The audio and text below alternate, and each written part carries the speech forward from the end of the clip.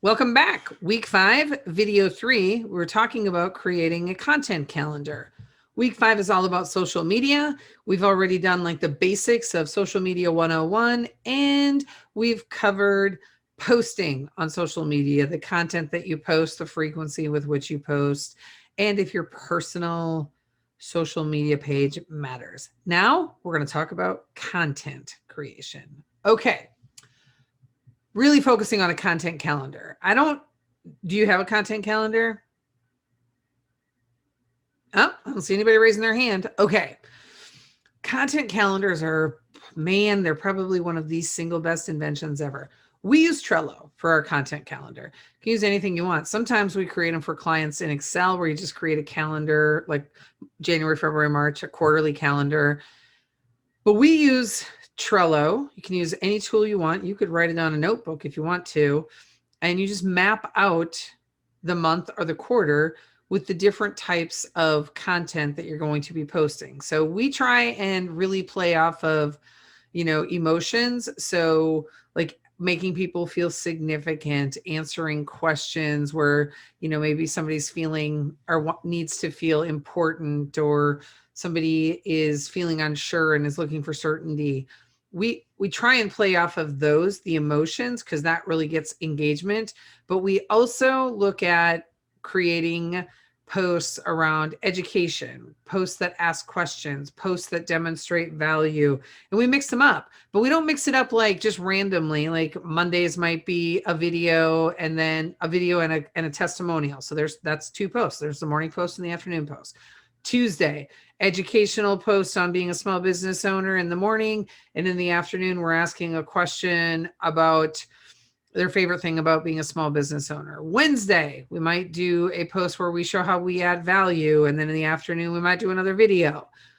We don't necessarily have to pick the topic, we just make the format, right? And then I have a list of honestly, it's probably like 1,500 possible topics that we could choose from, and I just grab from that list if I'm really short on ideas for what I want to post on a given day.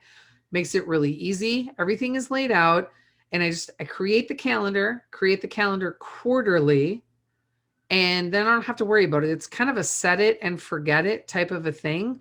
I look at like national days, like there's National Pancake Day, National Donut Day. I always look at the calendar for those days, and the ones that I want to talk about or post about, I'll put them on the calendar. I build the calendar out. I get a little bit creative. I love, love, love to use videos, and I actually really enjoy making videos.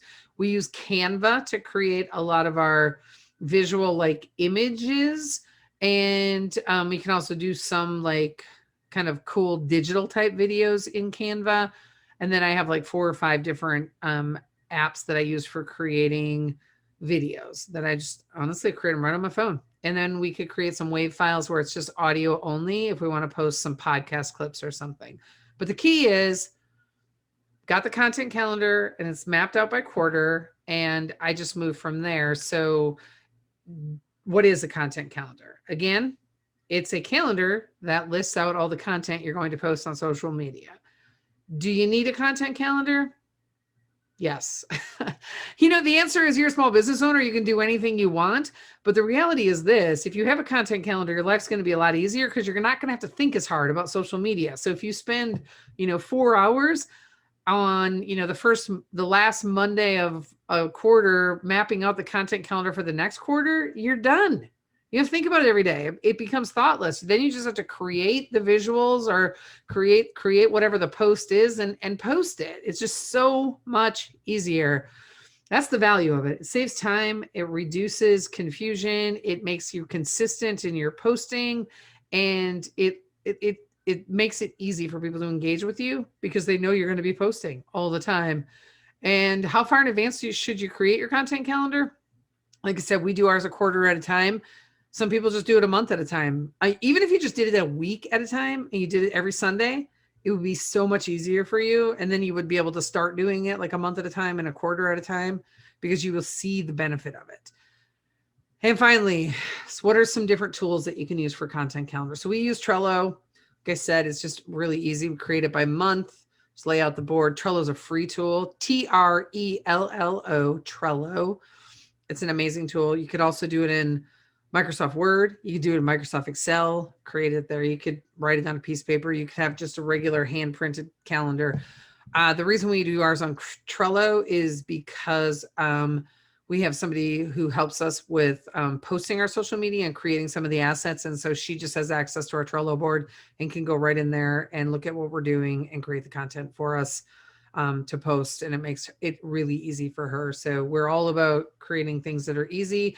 It's a really good system and process. And once again, Corey, be so proud of me talking about system and process in a session that is not system and process. Okay, reach out if you have questions. Otherwise, we'll see you next week.